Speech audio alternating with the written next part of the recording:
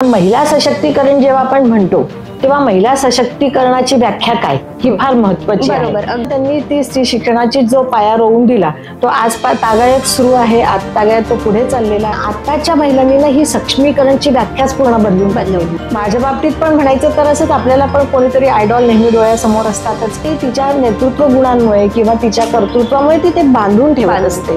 जी वैचारिक ठेवण जी घरातनं यायला पाहिजे, विचारांची बैठक जी यायला पाहिजे ती कुठे दुरावत चाललेली आहे। नक्की 36 वर्षाचा जर इतिहास पाहिला तर त्याच्यामध्ये 32 वर्षामध्ये सुवर्ण पदक हे मुलींनी मिळवलेले आहे। आणि पूर्ण शिक्षण व्यवस्था खरोखर चांगली आहे, पण त्यातनं तुम्ही किती चांगलं घेतायत हा महत्वाचा भाग त्यात नसतो। मुली म्हणू शकत नाही की नाही पैसे नाही तर हे होणार नाही। प्रत्येक गोष्टीला पैसा लागत नाही। तुमची जिद्द आणि तुमची महत्वाकांक्षा असेल तर पैसा हवाच असं नाहीये। तर हा असा मुलींसाठी त्यांना एक एक्सपोजर मिळावं म्हणून केलेले प्रयत्न आहेत। आपण ह्या शैक्षणिक प्रगती जळगाव जिल्ह्यामध्ये आता कुठलंच एज्युकेशन असं नाही राहिलं की ते तुम्हाला जळगाव जिल्ह्याच्या बाहेर जाऊन घ्यावं। प्रत्येक स्त्रीला मी हे सांगेल की तुम्ही तुमच्या गरजेपुरतं शिक्षण हे घेतलंच यायला पाहिजे।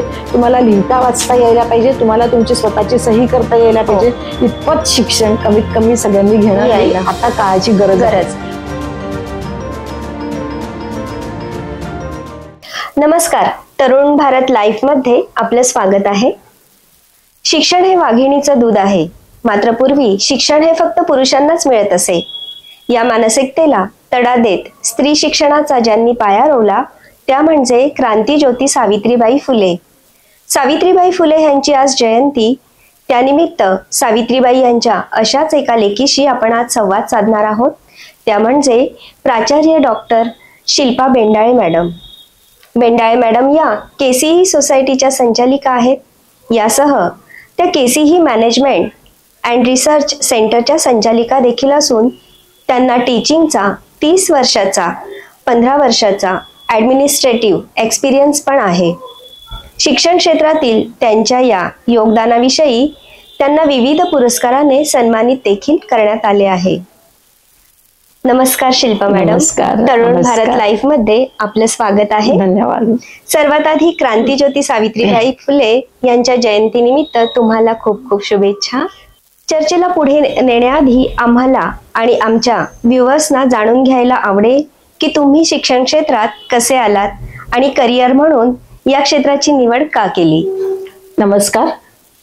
आज सावित्रीबाई फुले यांच्या जयंतीनिमित्त आपण हा जो कार्यक्रम आयोजित केलेला आहे आणि त्याच्यामध्ये मुलाखत म्हणजे एका शिक्षण प्रेमिकेसाठीच दुसऱ्या शिक्षण प्रेमिकेला तुम्ही इथे बोलवलं आहे, त्याच्याबद्दल खरोखर मनापासून आपले धन्यवाद। आणि खूप आनंद होतो आहे की एक जी स्त्री म्हणजे जिने आपल्याला स्वतः एका शिक्षणाकडे झोकून दिलं, समाजाचा विरोध पत्करून, आणि किती यातना झाल्या त्यांचा ते सगळ्यांना माहितीच आहे। पण यातना त्यांनी ती स्त्री शिक्षणाची जो पाया रोवून दिला तो आज तागायत सुरू आहे, तागायत तो पुढे चाललेला आहे।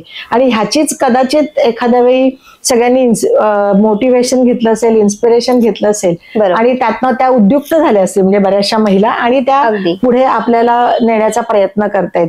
माझ्या बाबतीत पण म्हणायचं तर असंच, आपल्याला पण कोणीतरी आयडॉल नेहमी डोळ्यासमोर असतातच की मला हे व्हायचंय ते व्हायचंय।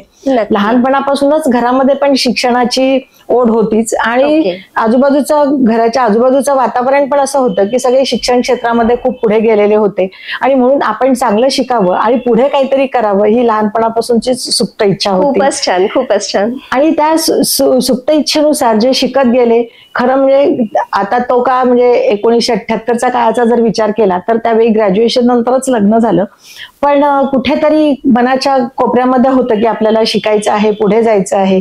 आणि त्यामुळे मी माझं 2 मुलांचा जन्म झाल्यानंतर आणि नवऱ्याचा सहभाग पण फार महत्वाचा असतो, त्या प्रोत्साहनामुळे जसं ज्योतिबाईंच्या सावित्रीबाईंच्या मागे ज्योतिबा फुलेंचा फार मोठा वाटा होता, तसंच काहीसा माझ्या मागे पण माझे मिस्टर किरण बेंडाळे यांचा थोडा महत्वाचा वाटा आहे।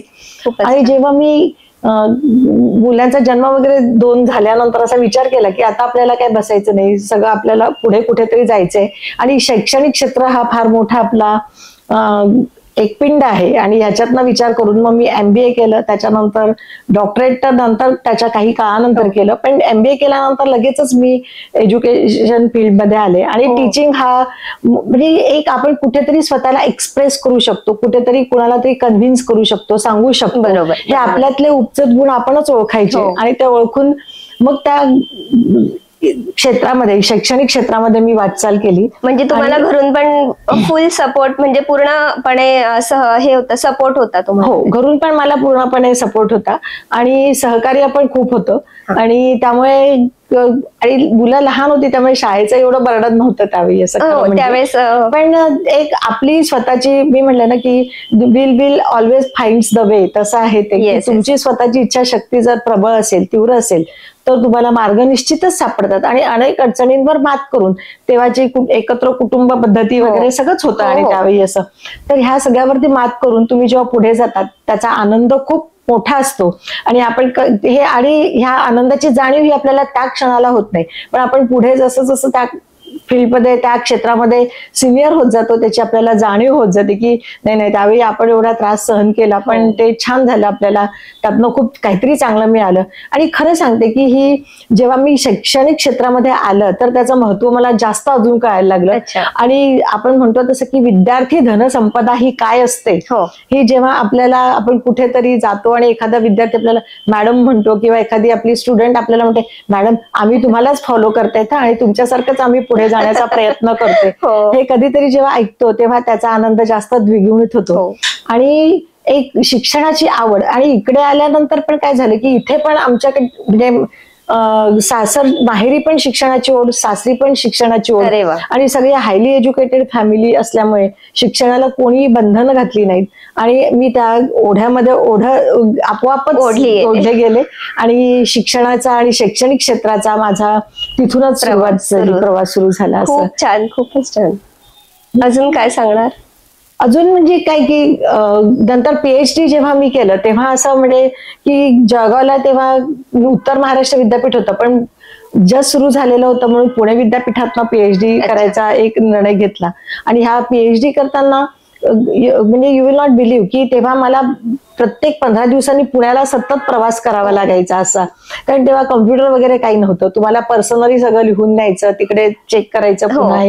धावपळ खूप होती, पण मी म्हणलं तसं की तुमची इच्छाशक्तीच तुम्हाला मार्ग दाखवते आणि तुम्ही त्यात जे पुढे जातात तो अप्रतिम एक प्रवास असतो. आणि जे काही आपण केलं त्याचं आपल्याला पुढे मागे वळून जेव्हा बघतो आपण तेव्हा त्यातनं खूप आनंद, उत्साह आणि प्रोत्साहनच मिळालेलं असतं. आणि कुठेच त्याची खंत मनात राहत नाही की आपण आयुष्यात काही केलं.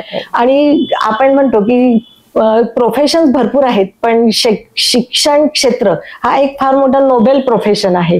आणि त्या नोबेल प्रोफेशन मधनं आपल्या काही आयडिया असतात किंवा आपले जे विचार असतात ते आपण विद्यार्थ्यांवर थोड्या प्रमाणात आपण त्यांच्यावरती लादू शकत नाही, पण बिंबवू शकतो. कारण लादणं म्हणलं की ते अवघड होऊन जातं, पण आपण त्यांच्यावरती बिंबवू शकतो की तुमचं काय चांगलं आहे, काय वाईट आहे, तुम्हाला कुठे पोहोचायचंय, तुम्हाला काय स्टेप्स घ्यायला पाहिजे.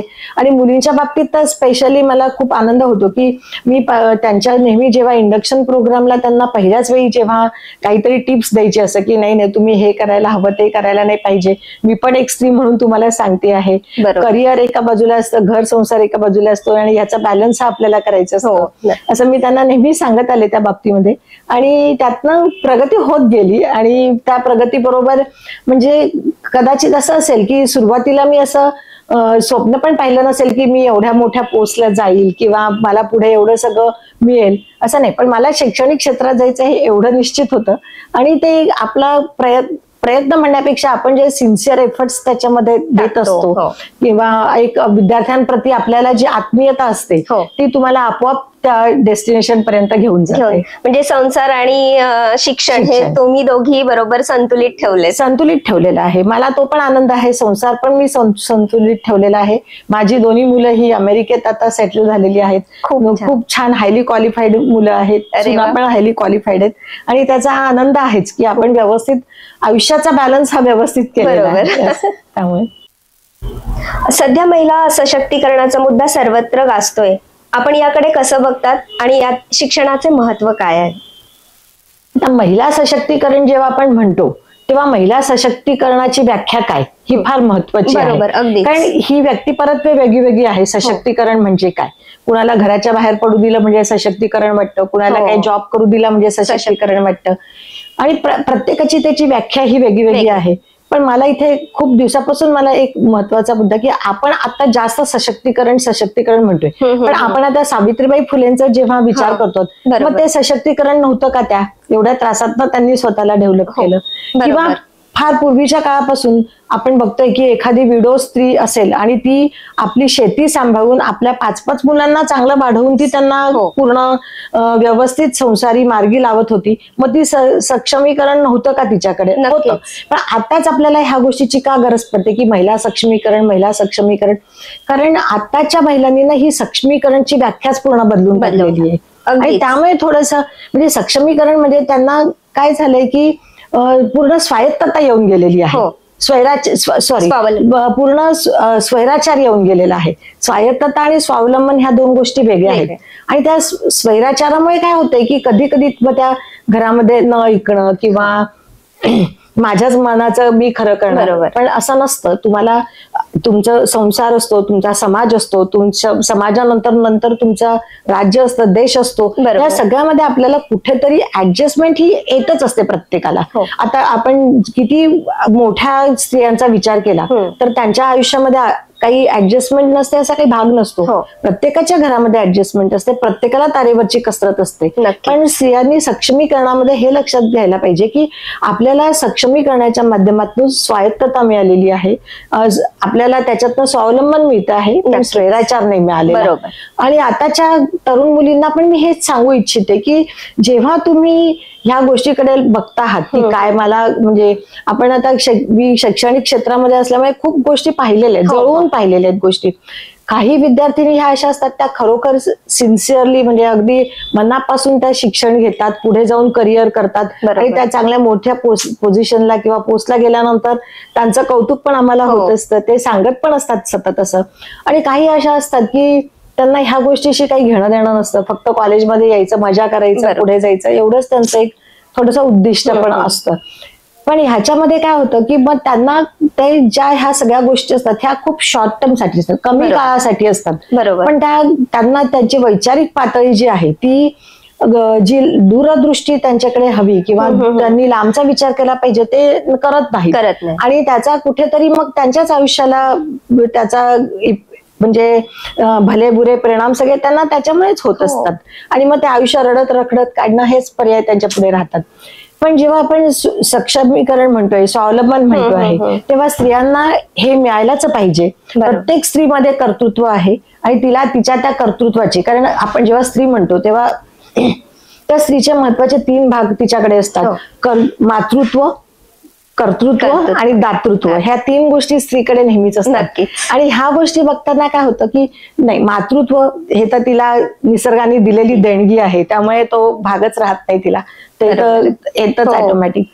कर्तृत्व आणि नेतृत्व जे म्हणतो, तर असं काही नाहीये की तुम्ही कुठल्या तरी फील्डमध्ये गेला, काहीतरी केलं म्हणजेच तुम्ही कर्तृत्व आणि नेतृत्व असं नाहीये. आपण बऱ्याचशा बघतो की इव्हन ज्या हाऊसवाईफ आहेत त्या पण म्हणजे त्यांनी पण मानानेच जगायला पाहिजे ह्याच्यामध्ये, कारण त्यांनी पण मुलांना छान वाढवलेलं आहे, सगळ्या पूर्ण आपल्या कुटुंब व्यवस्थेला सांभाळलेलं आहे, व्यवस्थित लोकांबरोबर नाते ठेवली आहेत आणि ती नातेसंबंधांना घेऊन पुढे जाते आहे.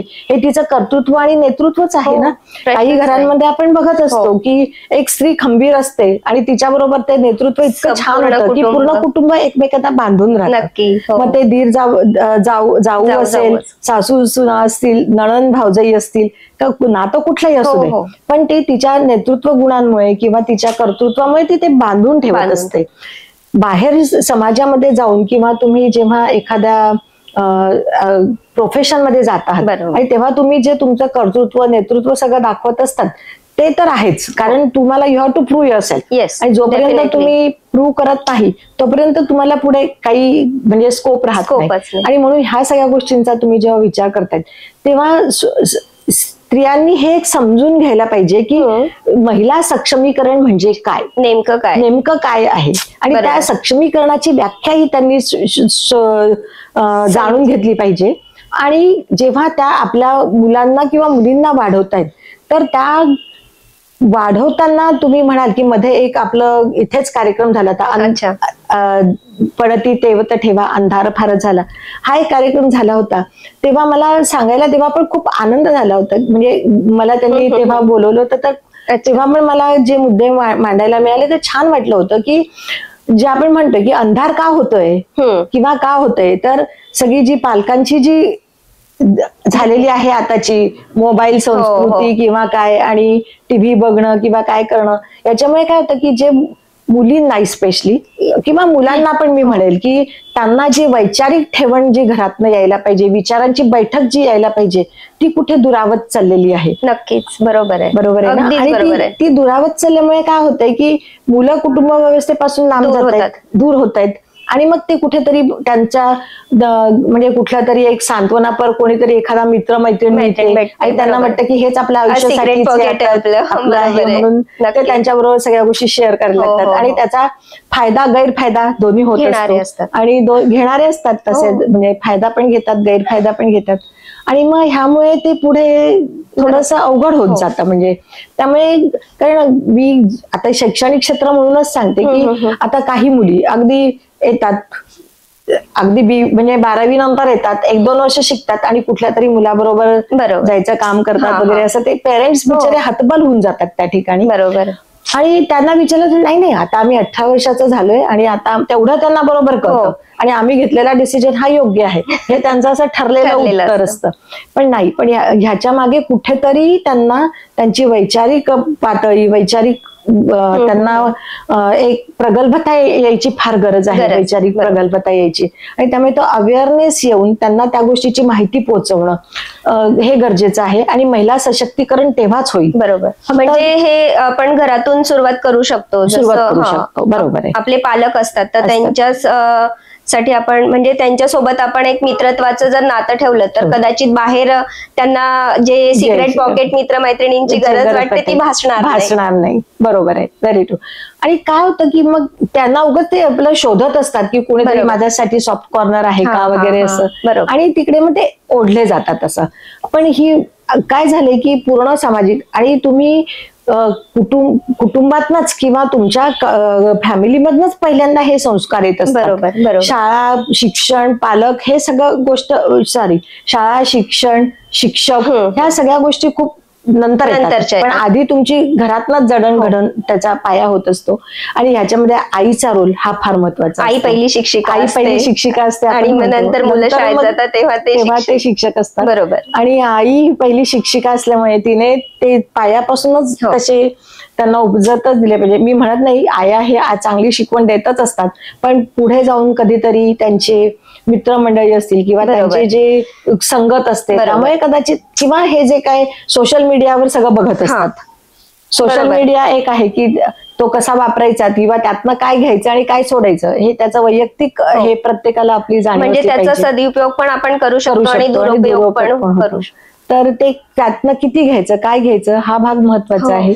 आणि पूर्ण शिक्षण व्यवस्था खरोखर चांगली आहे, पण त्यातनं तुम्ही किती चांगलं घेतायत हा महत्वाचा भाग त्यात नसतो. म्हणजे आणि त्याला खरं बऱ्याचदा पालक पण म्हणजे जबाबदार असतात. म्हणजे एक सोशल मीडिया मी सांगू की नाही उदाहरण मला नाही, उलट तुम्ही जर काही संदेश देणार तर तो नक्कीच पालकांपर्यंत पोहोचायला हवा. म्हणजे मी जेव्हा आता संचालिका होते इन्स्टिट्यूटची, तर एकदा 1-2 पालक त्यांच्या 2 मुलींना घेऊन आलेत आणि गेटवरच वॉचमन त्यांना येऊ देत नव्हता. आणि तिथे माझी भेट झाली त्यांच्याशी, मी पण येत होते तेव्हा. असं तर युनिफॉर्म घालून येणं मुलींनी ही आम्ही बंधनकारक ठेवलं होतं. बरोबर. त्या मुली युनिफॉर्म मध्ये नाही आल्या म्हणजे असं म्हणून ते वॉचमन त्यांना येऊ देत नव्हता. त्यांनी जाऊन पालकांना बोलवून आणलं. पालक आले तर त्यांनी म्हणजे पालकांची माझी भेट झाली, त्यामुळे मॅडम तुम्ही असं कसं काय म्हणे कंपल्सरी करतात. म्हटलं सर ही कॉलेजची शिस्त आहे आणि त्यांनी शिस्तीत राहणं आणि त्या घरून निघतानाच त्या शिस्तीत आहेत की नाही हे बघणं तुमची पण जबाबदारी आहे म्हणलं. असं की काय त्यांनी मला काय उत्तर दिलं माहितीये का, म्हणे मॅडम काल सोमवती अमावस्या होती, आमच्याकडे कपडे धुत नाही म्हणे आणि त्यामुळे ह्या मुली आज म्हणजे विदाऊट युनिफॉर्म आलेल्या आहेत. म्हटलं सर तुम्ही माझ्यापर्यंत यायच्या आधी ना तुम्ही ह्या गोष्टीचा विचार करायला पाहिजे होता म्हटलं, कारण सोमवती अमावस्या सोमवारी होती पण रविवार तर होता ना म्हटलं त्यांच्या हातात. आणि म्हटलं तुमच्या मुली आता मोठ्या आहेत, बरोबर. त्या स्वतःचं काम स्वतः करू शकतायत. त्यांनी हाताने स्वतःचा युनिफॉर्म धुवून जर ठेवला असता तर म्हटलं आज ही वेळ आलीच नसती आणि तुम्हाला माझ्यापर्यंत यायची गरज पडली नसती म्हटलं. आणि दुसरं म्हणजे की तुम्ही पण माझ्यापर्यंत यायला नाही पाहिजे होतं. तुम्ही मुलींना घरीच रागवायला पाहिजे होतं की ही तुझी जबाबदारी आहे आणि हे तू स्वतः शिस्त पाळायला पाहिजे. अगदी बरोबर. आणि पालक म्हणजे वडील होते, नॉट आई पण नव्हती, वडील होते ते असं. त्यामुळे ह्या गोष्टीचं दुर्दैव काय, आपण एका लिमिट पर्यंत आपण त्यांना कंट्रोल करू शकतो, पण शेवटी घरून आपली मुलगी निघताना ती कुठे जाते आहे, ती कोणत्या कपड्यांमध्ये जाते, तिने काय वेश परिधान केलेला आहे, हे सगळं बघणं पालकांची थोडीशी जबाबदारी असते. आणि हा सगळा अनुभव पण खूप छान असतो, म्हणजे त्यातनं जाताना म्हणजे जे येत असतात ते. तर म्हणजे सक्षमीकरण गरजेचं आहे. प्रत्येक महिलेने सक्षम व्हायलाच पाहिजे, कारण तिच्यावरती जी कौटुंबिक सामाजिक जबाबदारी आहे त्याला पुढे जाऊन तिने हातभार लावून न्यायलाच पाहिजे. आणि लिहिता वाचता येणं ही तिची प्राथमिक जबाबदारी आहे आणि त्यातनं पुढे गेली तर ती आयुष्याने तिला लिहिता वाचता आलं तर ती कुठेही जाऊ शकते आणि आयुष्यामध्ये तिचं इप्सित ही साध्य करू शकते. आपण एका नामांकित संस्थेच्या व्यवस्थापन मंडळाच्या सदस्य आहात आणि प्राचार्य देखील होतात. तर आपण संस्थेच्या माध्यमातून मुलींच्या शैक्षणिक प्रगतीसाठी नेमकं कसं काम करत आहात? आता आमच्या खरं म्हणजे पाहिलं तर मी ज्या संस्थेत काम केलं आहे ती को एज्युकेशनची संस्था आहे की तिथे मुलं आणि मुली दोन्ही शिक्षण घेत आहेत. म्हणजे आमची असं सेपरेट मुलींसाठी अशी नाहीये, फक्त आमच्याकडे म्हणजे ज्या संस्थेमध्ये मी काम करते. पण इथे काम करत असताना तरीही म्हणजे आपण एक स्त्री म्हणून मी त्यांच्याकडे बघायची, मुलींकडे असं. आणि मुलींकडे बघताना त्यांना हव्या नको असलेल्या सगळ्या गोष्टी व्यवस्थित बघायच्या, त्यांना शैक्षणिक प्राधान्य पण दिलं जायचं. कुठे जात असतील तर त्यांची सुरक्षितता बघणं हा पण महत्वाचा भाग त्याच्यामध्ये यायचा. आणि त्यामधनं मुलींसाठी आम्ही एक स्पेशल म्हणजे काही स्कॉलरशिप्स पण करतो आहोत की चला त्या मुलींना फी भरायला जमत नाहीये तर मग थोडं स्कॉलरशिप द्यायचं किंवा काय करायचं, किंवा मग कुठे त्यांना फी मध्ये काही सूट देता येईल का ते बघायचं. आणि त्यांना मुलींच्या संबंधित जे काही व्यवसाय उद्योग असतील त्याच्याशी संबंधित पण त्यांना थोडंसं ट्रेनिंग द्यायचं. आणि आमच्याकडे युवती सभा ही एक महत्वाची आम्ही चालवतो एक कार्यक्रम. युवती सभा म्हणजे फक्त मुलींसाठी ती सभा घ्यायच्या म्हणजे वर्षात. म्हणजे त्याच्यामध्ये काही विषय वगैरे, त्याच्यामध्ये वेगळे विषय पूर्ण म्हणजे त्यांच्या ग्रूमिंग पासून तर त्यांच्या करिअर पर्यंतचे अशा वेगवेगळ्या एक्सपर्ट्सला बोलवायचं आणि त्यांच्या माध्यमातून त्यांना वेगळं माहिती द्यायची, काही प्रात्यक्षिक त्यांच्याकडनं करवून घ्यायची. म्हणजे आता इव्हन त्यांना सशक्तीकरण आपण म्हणतो किंवा त्यांची सेफ्टी पण महत्वाची आहे, मग त्यांना कराटेचं प्रशिक्षण देणं असं म्हणजे ह्या गोष्टी वेगवेगळे प्रकार. आणि म्हणजे पूर्ण वर्षभर ह्या सगळ्या प्रकल्पांना आणि सगळ्या प्रोजेक्टला आम्ही प्राधान्य देत असतो. आणि युवती सभा म्हणजे जी मुलगी नवीन येते तर मग तिचं ग्रूमिंग पासून म्हणजे how to talk, how to walk, how to behave इथून तर शैक्षणिक शिक्षण तर आम्ही देतो, तो प्रश्नच नाही. जे काय करिक्युलम आहे किंवा त्याच्या माध्यमातून शिक्षण देतो. आणि मला सांगायला खूप आनंद होतो की आमच्या म्हणजे जी संस्था माझी होती KC management and research institute IMR, तर ह्याच्यामध्ये 36 वर्षाचा जर इतिहास पाहिला तर त्याच्यामध्ये 32 वर्षामध्ये सुवर्ण पदक हे मुलींनी मिळवलेले आहेत. अरे वा, खूप छान. पुणे विद्यापीठापासून तर उत्तर महाराष्ट्र विद्यापीठापर्यंत आहेत. आता परवा जे कॉन्व्होकेशन आहे त्याच्यामध्ये आमच्या गेल्या वर्षीच्या मुलीला 2 सुवर्ण पदक आहेत. अरे वा, म्हणजे तिचं MBA फर्स्ट युनिव्हर्सिटीमध्ये त्याचं पण आहे आणि मुलींमध्ये फर्स्ट म्हणून पण तिचं आहे. तर असे 2 सुवर्ण पदक मिळतात. म्हणजे मुलींना कपॅसिटी आहे, पण ती त्यांनी योग्य जाणून घेऊन त्याला पुढे जाणं हा महत्वाचा भाग त्यामध्ये आहे. आणि अशा वेगळ्या माध्यमातून मग कुठे डिबेट कॉम्पिटिशन असेल, कुठे काय असेल तर आम्ही मुलींना प्राधान्य देतो की तुम्ही जा तिथे सहभाग घ्या. आणि असं कधी आम्ही एकटं सोडत नाही. कुठे असेल तर आम्ही लेडी टीचर्सला त्यांच्या बरोबर पाठवतो. आणि कारण शेवटी आपल्या संस्थेच्या मुलांवर जबाबदारी आपली असते, त्यामुळे त्यांना लेडी टीचरला त्यांच्या बरोबर पाठवणं, त्यांचा तिथे व्यवस्थित राहण्याची व्यवस्था सगळी म्हणजे लोकल असेल तर प्रश्न येत नाही, पण बाहेरगावी कुठे असेल तर हे पण बघावं लागतं. युवा रंग वगैरे कार्यक्रमाला भरपूर विद्यार्थिनींचा सहभाग असतो. मग तेव्हा ते पण जाणून घ्यायचं की काय म्हणजे कुठे जातायत, काय जातायत, त्यांची व्यवस्थित व्यवस्था होते नाही होते हे सगळं जाणून घ्यायचं आणि पुढे जायचं. आणि विद्यार्थिनी म्हणजे त्यांच्यासाठी जी युवती सभा जे आहे त्याच्या माध्यमातून म्हणजे मी म्हटलं जो ग्रुमिंग, पण आता याच्यासाठी आम्ही एकदा चेतना सिन्हांना पण बोलवलं होतं. अरे वा. त्या पूर्ण तिकडे त्यांचे बचत गट आणि ती बँक चालवतात वगैरे सगळं. तर चेतना सिन्हांना पण म्हणजे असे त्यांच्या डोळ्यासमोर एक उदाहरण देत असतो की सगळ्या फील्डमध्ये आणि प्रत्येक असं पण मुली म्हणू शकत नाही की नाही पैसे नाही तर हे होणार नाही. प्रत्येक गोष्टीला पैसा लागत नाही. तुमची जिद्द आणि तुमची महत्वाकांक्षा असेल तर पैसा हवाच असं नाहीये. तुम्हाला त्यातनं पण काहीतरी मिळवता येतं, पुढे जाता येतं आणि असे आदर्श आम्ही त्यांना देत असतो. एकदा मी ते सीताबाई मोहिते म्हणून आहेत त्या जालन्याच्या जवळच्या, त्यांना पण बोलवलं होतं. म्हणजे ती जे अशिक्षित बाई, म्हणजे आपण आता शिक्षणाला तरी महत्व देतोय, पण ती आज पूर्ण दुबई पासून सिंगापूर पासून सगळं फिरून आलेली असं. तर म्हणजे अशी पण उदाहरणं त्यांच्या समोर बोलवून उभी करतो की हे पण आहे, चेतना सिन्हा पण आहे. मग आम्ही इथल्या मागे इथे DYSP आपल्या एक महिला होत्या त्यांना बोलवलं होतं. कलेक्टर होत्या आपल्या अगरवाल, त्यांना बोलवलं होतं. म्हणजे ही पण उदाहरणं देत असतो की हे पण करिअर आहे, हे पण करिअर आहे आणि ह्याच्यात सुवर्ण मध्ये साधून तुम्हाला पुढे जायचं आहे असं पूर्ण सगळ्या प्रकारची त्यांना देत असतो. म्हणजे खूपच एक्सपोजर असं. कम्प्युटरच्या फील्डमध्ये पण ज्या विद्यार्थिनी आहेत त्या पण खूप पुढे गेलेल्या आहेत. अगदी त्यांना पण म्हणजे कम्प्युटर फील्डमध्ये पुढे जायचं असेल तर तुम्हाला जग हे लहान नाहीये. काही पॅरेंट्सला तर आम्हाला त्यांना प्रोजेक्टला वगैरे ते पुण्यात जाऊ देत नाही, तर त्यांना असं सांगावं लागतं की नाही त्यांना जाऊ द्या, त्यांची सेफ्टी हे आमचं काम आहे, आम्ही जबाबदारी ती घेतो, पण तुम्ही त्यांना जाऊ द्या. कारण त्याच्याशिवाय त्यांना एक्सपोजर मिळणार नाही, कुठेतरी त्यांची करिअरची दिशा ही मोकळी होणार नाही. म्हणून सगळे प्रयत्न सगळ्या परीने करावे लागतात आणि छान होत असतं त्यातनं. मुलींच्या शैक्षणिक प्रगतीसाठी विशेष काही प्रकल्प आपण राबवत आहात का, आणि तो काय प्रकल्प असणार आहे? मुलींच्या शैक्षणिक प्रगतीचा जेव्हा आपण विचार करतो आहोत किंवा त्यांची प्रगती व्हायला पाहिजे, तर आतापर्यंतचे प्रकल्प मी म्हटलं की युवती सभेच्या माध्यमातून आम्ही करतो आहोत, पण आता मुलींसाठी ठोस असे काही प्रकल्प आणण्याचा आमचा निश्चित विचार आहे. आणि त्यांच्यासाठी आता आम्ही एक म्हणजे आता मी सोसायटीच्या बाबतीत बोलते की आम्ही कलादालन एक उभं करतो आहोत की त्यांना तिथे एक्सपोजर मिळावं कलादालनाच्या माध्यमातून.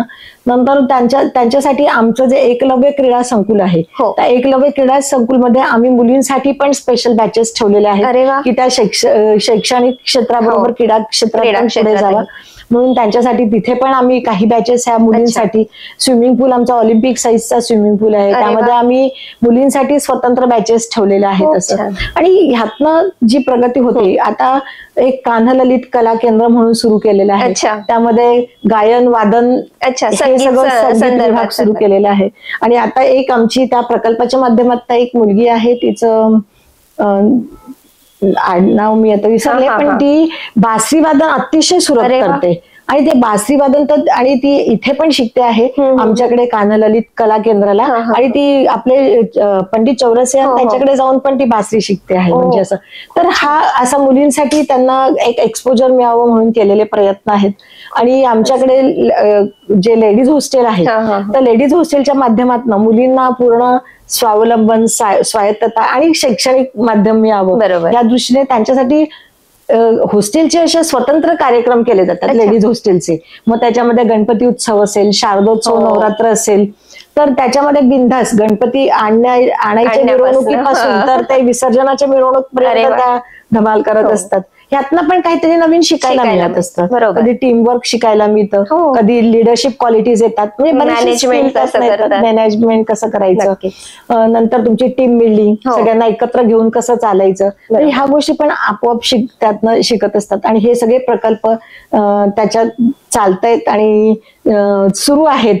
आणि अजून पण पुढे भविष्यामध्ये काही चांगले अजून मुलींना काय हवे असतील तर आमचे जे संस्थेचे अध्यक्ष आहेत ते फार विजनरी आहेत, तर अजून असे प्रोजेक्ट आम्ही त्याच्यामधनं घेऊन येणार आहोत, आणणार आहोत. म्हणजे अगदीच वाखाणण्याजोगे तुमचे जे प्रकल्प आता ऐकले ते अतिशय वाखाणण्याजोगे आहेत. म्हणजे महिलांसाठी म्हणजे मी म्हटलं तसं की आमचं को एज्युकेशन आहे, पण आम्ही मुलींसाठी काही जागा ह्या त्याच्यासाठी ठेवून दिलेल्या आहेत स्वतंत्र, की नाही म्हणजे जरी को एज्युकेशन बऱ्याचदा मुली मागे पडतात किंवा त्या होत नाहीत, तर को एज्युकेशन तलवारबाजीमध्ये आमची मुलगी पूर्ण युनिव्हर्सिटी जिंकून आली, म्हणजे इंटर युनिव्हर्सिटी मध्ये पण ती जिंकून आलेली आहे ती स्पर्धा असं तलवारबाजीमध्ये असं. तर ह्या सगळ्या गोष्टी एक्सपोजर दिल्यानंतर मिळतात आणि कुठेतरी त्याचा आनंद आणि समाधान प्रत्येकाला असतं. नक्कीच नक्कीच. आणि तो म्हणजे ऍज अ शिक्षक म्हणून तुम्हाला पण तो आत्मिक आनंद पण अतिशय असणार. म्हणजे शैक्षणिक क्षेत्र तर आहेच, पण आता शिक्षणाची पण व्याख्या ही फार मोठी ब्रॉड झालेली आहे. शिक्षण म्हणजे त्याच्यामध्ये फक्त अभ्यासी म्हणजे पुस्तकी ज्ञान न देता ते शिक्षण म्हणजे मग त्यांचं सांस्कृतिक, आध्यात्मिक सगळं, नंतर त्यांचं कला असेल, ह्या सगळ्या गुणांचं, क्रीडा असेल, या सगळ्या गुणांचा आम्ही जोपासना करतो आणि मग तिची पूर्ण तिची अशी सर्वांगीण विकास व्हावा, एक्सपोजर सगळं देऊन त्यात इंटरेस्ट असेल तसं डेव्हलप घ्यायचं. काय देणाराने देत जावे, घेणाराने घेत जावे, पण त्यातनं काय घ्यायचं आणि काय निवडायचं शेवटी त्यांनाच ठरवायचं असतं. कारण त्यांच्या मनाचा, त्यांच्या विचारांचे तेच उत्तराधिकारी असतात, त्यामुळे त्यांना ठरवायचं असतं. भविष्यात संस्थेच्या माध्यमातून मुलींच्या शैक्षणिक प्रगतीसाठी काही प्रकल्प विचाराधीन आहेत का? हो, आहेत प्रकल्प. म्हणजे शैक्षणिक प्रकल्प तर आहेतच. शैक्षणिक प्रकल्प आमचे सुरूच आहेत. आणि आता हे तुमचं नवीन शैक्षणिक धोरण जे आलेलं आहे त्याच्या माध्यमातून जेव्हा मल्टीडिसिप्लिनरी किंवा असं जे शिक्षण येत आहे, तर त्या शिक्षणात पुढे जाण्यासाठी नवीन प्रकल्प आम्ही येतोच. कारण आम्ही नेहमी इनोव्हेशन आणि रिसर्चच्या माध्यमातून नवीन काय आपल्याला हवं आहे, कसं पुढे जायचं हे सगळे शोधतच असतो.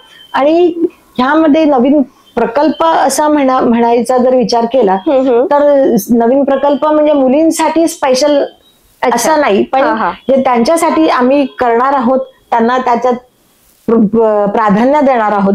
कारण शेवटी को एज्युकेशनची संस्था म्हटल्यानंतर एकाच गोष्टीचा विचार करून नाही चालत. आणि मुलींना मग त्यांच्या भवितव्याचा विचार किंवा त्यांना अजून चांगलं काय मिळावं आणि करिअर ओरिएंटेड काय असावं याच्यासाठी अजून त्यांच्यासाठी एक स्पेशल दालन उभं करायचा आमच्या मनात विचार आहे. आणि त्या स्पेशल दालनाच्या माध्यमातून फक्त मुलींसाठी असं एक करिअर दिशा असतील किंवा त्यांचे जी आवड आहे त्याच्यामध्ये त्यांना एक्सपोजर मिळावं म्हणून तसं आम्ही त्यांना पूर्ण सगळ्या सोयी उपलब्ध करून देण्याचा प्रयत्नात आहोत. त्यातली बरीचशी कामं झालेली आहेत, बरीचशी कामं व्हायची आहेत. इट इज इन म्हणजे प्रोसेसमध्ये आहे ते सगळं. आणि अगदी नजीकच्या भविष्यामध्ये ते सगळे आमचे प्रकल्प पूर्ण होणार आहेत.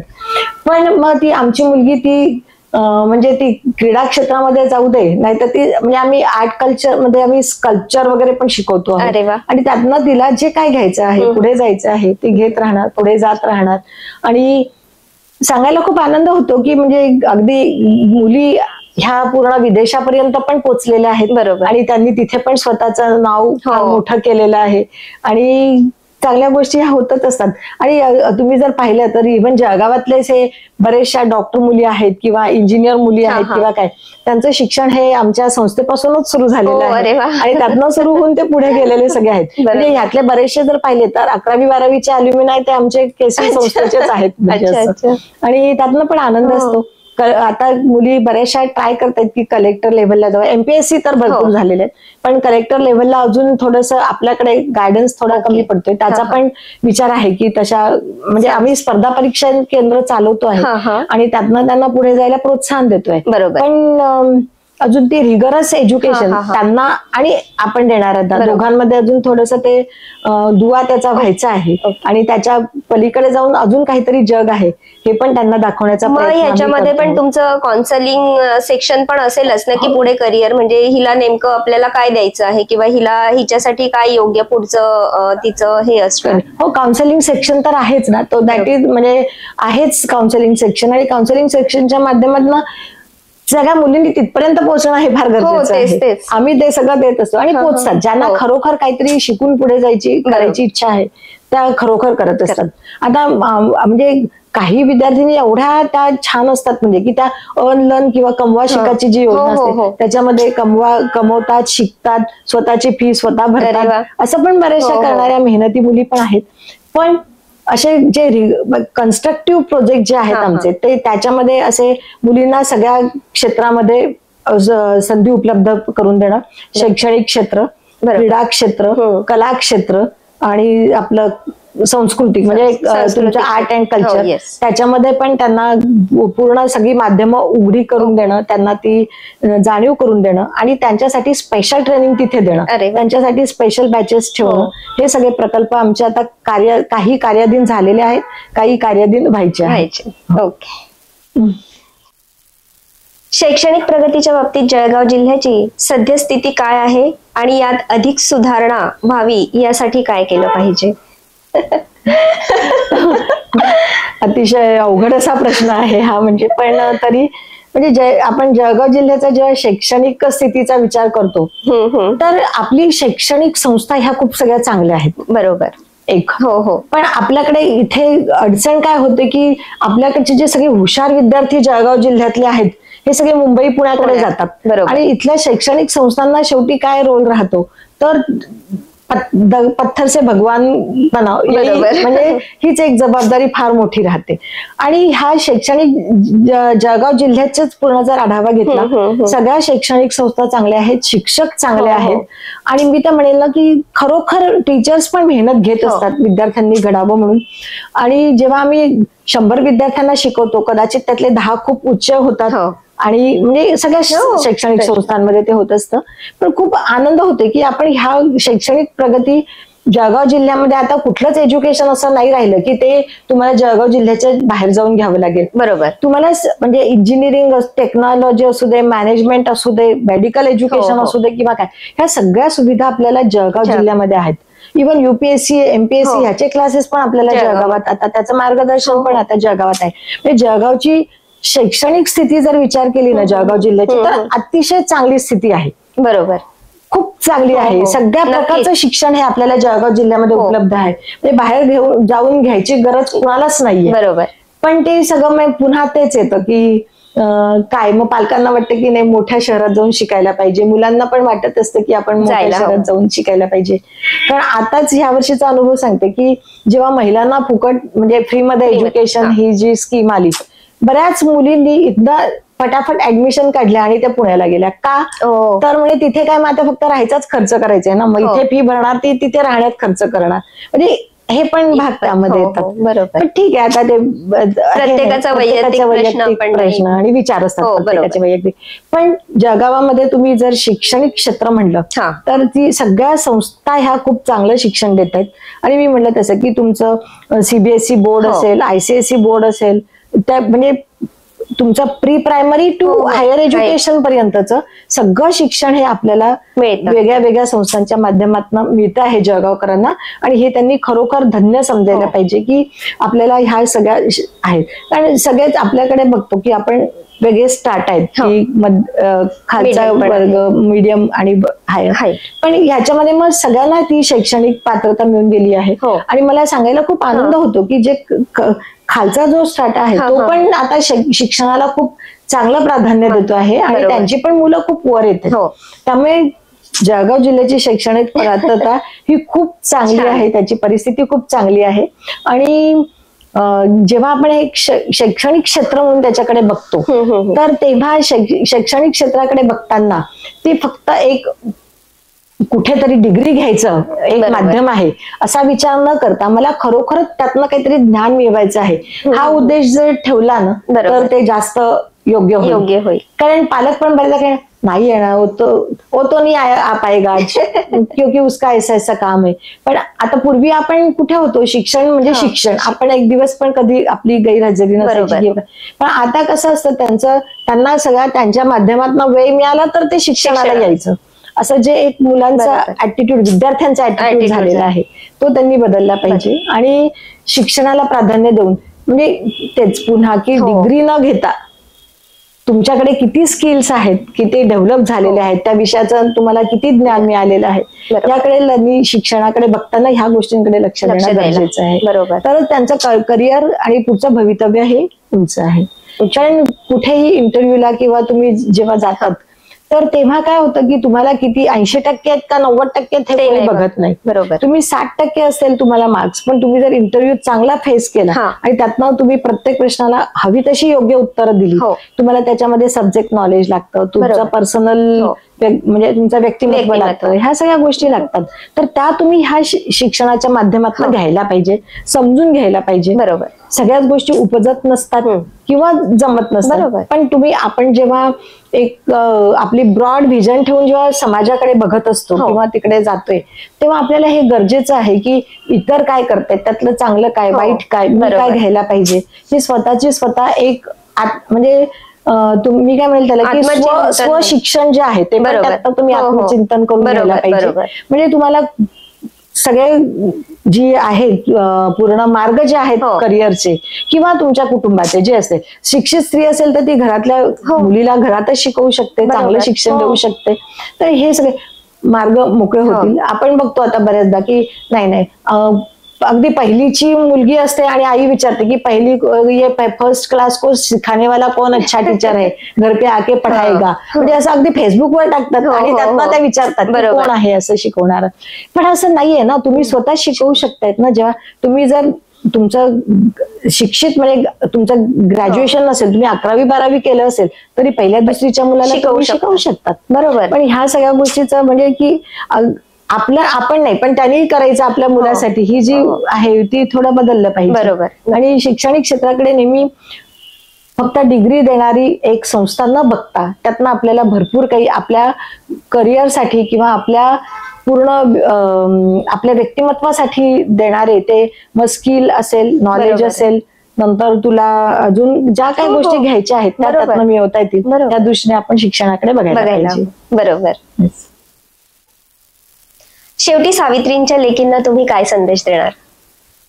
जेव्हा आपण आज सावित्रीबाई फुले यांच्या जयंतीनिमित्त आज हा मुलाखतीचा कार्यक्रम ठेवलेला आहे, खरोखर तुम्ही जेव्हा म्हणतो आपण की स्त्रियांनी प्रत्येक वेळी आपल्या अडचणी किंवा मुलींनी आपल्या अडचणी न शोधता त्या अडचणींवर मात करून कसं पुढे जायचं हे सावित्रीबाई फुलेंकडनं आपण शिकायला पाहिजे.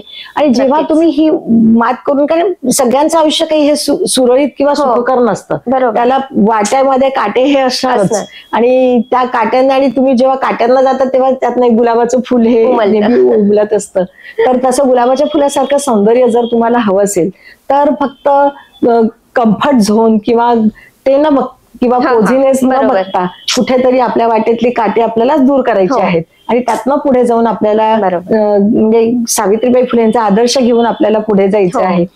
किती गोष्टी असतील म्हणजे तेवढं अंडरस्टँडिंग, त्यांना त्यांचं सहकार्य, आणि आपण जर चांगल्या गोष्टी केल्या तर आपल्याला कौटुंबिक सहकार्य पण मिळत असतं.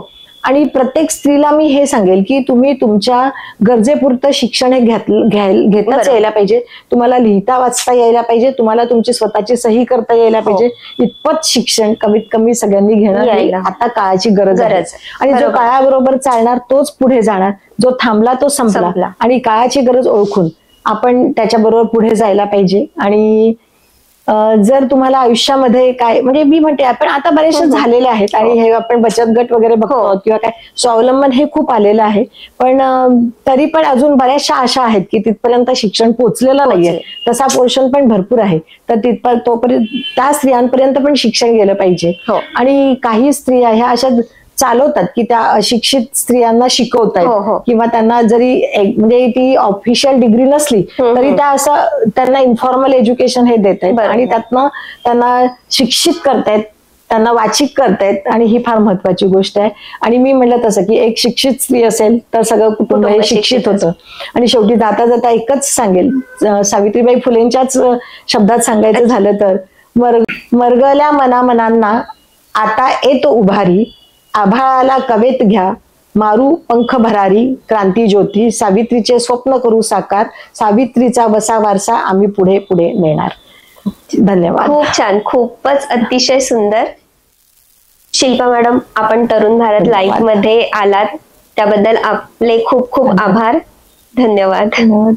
धन्यवाद. आणि तरुण भारतनी मला जी आज संधी दिली माझे विचार आपल्या पुढे सगळ्यांपुढे मांडायची, त्याबद्दल तरुण भारत आणि त्यांच्या सर्व टीमचे मी मनपूर्वक आभार मानते.